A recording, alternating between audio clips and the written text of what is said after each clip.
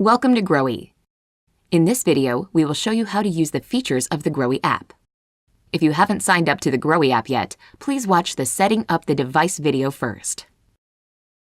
After completing the setup process, the main screen of the app will open. This is your dashboard. It shows live status of the EC and pH levels in the water temperature, humidity levels, room temperature, and a quick view of your grow setup. The top of the sidebar shows your profile picture and your username. To add or change your profile picture, simply click on it. If you wish to change your username, click on the edit icon that pops up when you hover over it.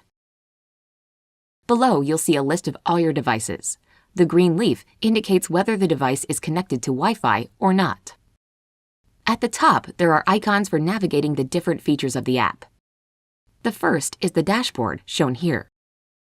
The next is the Modify page. This is where you make the device work for you. It has 3 tabs: EC, pH, and Flush. On the EC tab, you can set manual or automatic feeding of nutrients.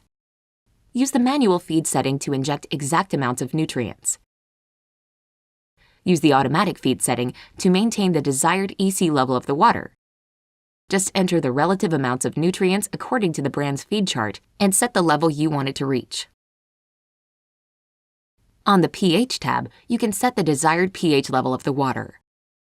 Just enter the pH range you want and click Start.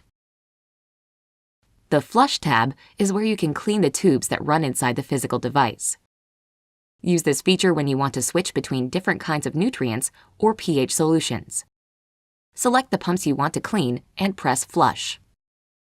Make sure that the in tubes you choose to flush are in water or cleaning solution and that the out tubes are able to drain.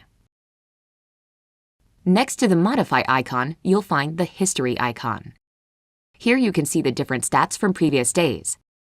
Clicking on a day will show you the statistics for that 24-hour period, together with a graph to aid visual data analysis. The final icon will show the grow settings. This is where you can edit your grow settings whenever changes to your setup have occurred.